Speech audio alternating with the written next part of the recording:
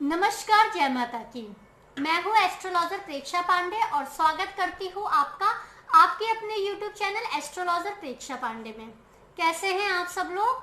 उम्मीद करती हूँ आप सब लोग स्वस्थ होंगे, मस्त होंगे, खुश होंगे और जमकर होली की तैयारियां कर रहे होंगे। पिछली वीडियो में हम लोगों ने बात की थी होलिका दहन की रात में किए जाने वाले छोटे छोटे उपायों के बारे में, जो हमारे लिए अत्यंत लाभदायक सिद्ध हो सकता है। अगर आप लोगों ने अभी मेरी वो वीडियो नहीं देखी है तो उस वीडियो को जरूर देखें। हो सकता है वो वीडियो देख करके आपके भी जीवन के रुके हुए काम बन जाए और आपके चेहरे पर एक छोटी सी खुशी आ जाए। आज हम जो बात करेंगे वो हम बात करेंगे पूर्णिमा की। और पूर्णिमा भी कौन सी? फागुन मास की पूर्णिमा। सबको पता है फागुन मास की पूर्णिमा आने वाली है। फागुन मास की पूर्णिमा को ही तो होली कहते हैं। तो पूर्णिमा के लिए मेरे पास बहुत सारे सवाल आ रहे थे कि पूर्णिमा किस दिन है। पूर्णिमा 28 तारीख को है, 29 तारीख को है। पूर्णिमा के बारे में हमको बताइए, किस दिन हम पूर्णिमा का व्रत रखें, क्या ये पूर्णिमा का व्रत रखना जरूरी है? तो जैसे कि हमने पहले वीडियो में बात की थी कि होलिका दहन के दौरान इस तरह की हवाएं होती है कि छोटे छोटे उपाय करके हम अपनी किस्मत में बहुत बड़े बड़े बदलाव ला सकते हैं।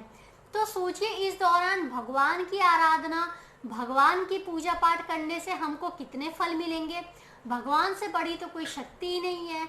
रावण के पास जाने कितनी तंत्र विद्याएं थी, बहुत सारी सिद्धि थी उसके पास, फिर भी उसको अंत में भगवान विष्णु के सामने हार मान के परास्त होना ही पड़ा।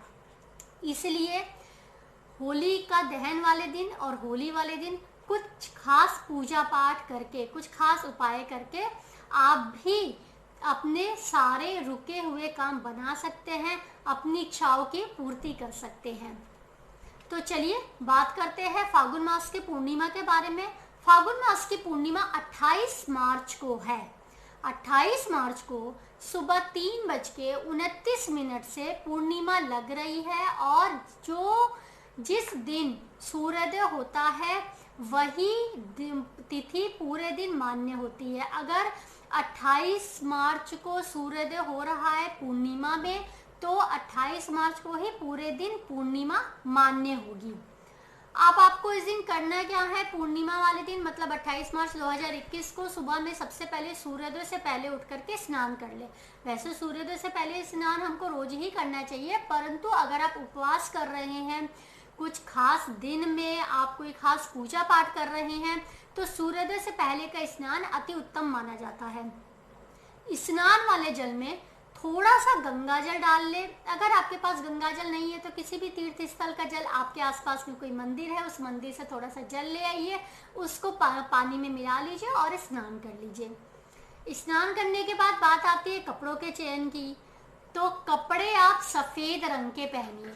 सफ़ेद रंग चंद्रमा का रंग होता है, पूर्णिमा चंद्रमा का दिन होता है, तो सफ़ेद रंग के कपड़े आप लोगों के लिए अति उत्तम होंगे। आपने देखा होगा बहुत सारे लोगों को होली सफ़ेद कपड़ों में खेल रहे हैं। क्या आपके मन में कभी ये सवाल आया है सफ़ेद कपड़े में कौन होली खेलता है? इसमें तो इतने सारे कलर लग जाएंगे। पर उसका कारण ये होता है कि पूर्णिमा वाले दिन होली मनाई जाती है और होली और पूर्णिमा चंद्रमा का दिन होता है और सफ़ेद रंग चंद्रमा का दिन होता है। तो ये सब एक दूसरे से कनेक्टेड है। तो सफ़ेद रंग का अगर आप उपयोग करते हैं, सफ़ेद रंग के कपड़े पहनते हैं, तो आपके लिए इससे अच्छी बात और कोई नहीं हो सकती। शाम जब होती है तो शाम में चांदी के प्लेट में, चांदी का प्लेट सभी के घर में होता है या छोटी सी कटोरी होती है, अगर चांदी ना हो तो आप स्टील ले लीजिए। उसमें आप थोड़े से सूखे छुहारे रखें, सफ़ेद रंग का गुलाब, सफ़ेद गुलाब नहीं है कोई भी सफ़ेद फूल चलेगा पर सफ़ेद ही लीजिएगा। थोड़े से मखाने रख लीजिए, शुद्ध देसी घी का दीपक जलाइए, धूप बत्ती जलाइए और जो भी आपके यहाँ पूजा पाठ करने का नियम है, जो भी परंपरा चलती आ रही है, उस परंपरा के अनुसार पूजा पाठ कीजिए। सिर्फ मैं जो बता रही हूँ अगर आप चाहे तो उसको ऐड कर लीजिए, पर अपनी परंपरा को मत छोड़िएगा। साबूदाने की खीर में केसर डाल के प्रसाद बनाइए, उसको प्रसाद में रखिए। और जब आप बैठते हैं शाम को पूजा करने के समय पे, तो चंद्रमा को आप क्लॉकवाइज देखिए और चंद्रमा की होरा में थोड़ी देर बैठिए। अब चंद्रमा को आपको कैसे निहारना है, तो एक डॉट, किसी भी डॉट पे आप देखिए और उसको क्लॉकवाइज पूरा घुमा के दोबारा उसी डॉट पर आइए। उस समय जब आप बैठते हैं तो आपकी जो भी मनोकामना है, जो भी इच्छा है, वो आप भगवान के सामने प्रार्थना कीजिए। उसको पूरी करने के लिए भगवान से गुजारिश कीजिए। यकीन मानिए भगवान आपकी प्रार्थना जरूर सुनेंगे। उसके बाद दूध का अर्घ दीजिए। चंद्रमा की होरा में जब आप बैठते हैं, जब आप भगवान से प्रार्थना करते हैं, प्रार्थना करते वक्त कौन से मंत्र का उच्चारण करें, ये भी एक बात है, ये भी एक सवाल है। तो आइए उस मंत्र के बारे में बात करते हैं। बहुत ही आसान सा मंत्र है, आप सब लोगों को याद हो जाएगा। मंत्र है ओम सोम सोमाय नमः। ये चंद्रमा का मंत्र है। क्या है? ओम सोम सोमाय नमः। इसका उच्चारण करते रहिए। मैं बहुत सीधा और सरल आपको मंत्र बताती हूँ, क्योंकि अगर हम मंत्रों का गलत उच्चारण करते हैं तो भी उसका गलत प्रभाव हमारे जीवन में देखने को मिलता है। तो ये बहुत साधारण सा मंत्र है, बहुत सीधा साधा है, बहुत फल देने वाला है चंद्रमा का मंत्र।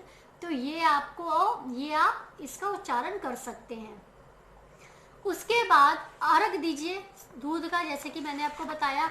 अर्घ देने के बाद जो भी आपने प्रसाद चढ़ाया था, वो प्रसाद सबसे पहले बच्चों में बांट दीजिए।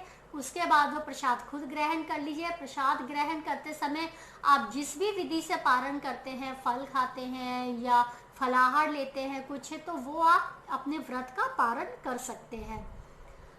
अब पूर्णिमा का व्रत आपका पूरा हो गया। अब बात करते हैं फाग की। फाग मतलब जिस दिन हम रंगों वाली होली खेलते हैं। रंगों वाली होली में आपने देखा होगा कि बहुत सारे लोग सुबह उठते हैं, उठते के साथ ही होली खेलने जाते हैं। होली खेल के आते हैं, गंदे तो होंगे, फेस पे कलर लगेगा, गुलाल लगेगा, आकर नहाएंगे। ऐसा बिल्कुल मत कीजिएगा। सबसे पहले सुबह उठिए, सूर्योदय के पहले अगर स्नान कर ले तो अति उत्तम है। नहीं तो सुबह में स्नान करने के बाद सीधे अपने पूजा रूम में जाइए। पूजा का जो मंदिर है वहाँ पर आप भगवान के सामने खड़े हो जाइए। भगवान विष्णु की सबसे पहले आराधना कीजिए। अब भगवान विष्णु की आराधना क्यों? तो जैसे ही होली का नाम आता है तो हमारे सामने भगवान श्री कृष्ण और राधा माँ की छवि सामने आती है। उनके होली खेलते हुए दृश्य जो हम लोगों ने आज तक लीलाओं में देखा हुआ है, वो दृश्य हमारे सामने आता है। तो जब भगवान खुश होते हैं, इन दिनों में भगवान विष्णु बहुत खुश होते हैं होली के दिन में। श्री कृष्ण भगवान विष्णु का ही अवतार थे, सभी लोग जानते हैं। जैसे हम लोग कभी खुश होते हैं, घर का परिवार का कोई भी सदस्य हमसे कुछ भी मांगता है, हम बोलते ठीक है हम पूरा कर देंगे। जिस दिन हमारा मूड खराब होता है, छोटी छोटी बातों पे हमको गुस्सा आ जाता है। तो जब भगवान का मूड अच्छा होता है, भगवान खुश होते हैं, भगवान नाच रहे होते हैं, गा रहे होते हैं, उस टाइम पे अगर आप भगवान से जो भी मांगते हैं तो यकीन मानिए भगवान जरूर दे करके जाते हैं। जैसे रावण को शिवजी ने अपना पूरा महल दे दिया था, वो उस दिन इतने खुश थे, उन्होंने अपना महल बनवाया था। जैसा उनकी पत्नी पार्वती माता ने बोला था, उन्होंने वैसा महल उनको बना करके दिया था। रावण की पूजा पाठ से वो खुश हुए, उन्होंने बोला, उन्होंने अपना पूरा घर उठा के दे दिया। भगवान देते टाइम ये नहीं सोचते कि थोड़ा दूँ ज़्यादा दूँ, अरे इसने क्या मांग लिया। भगवान देने पर आते हैं, कुछ भी दे देते हैं।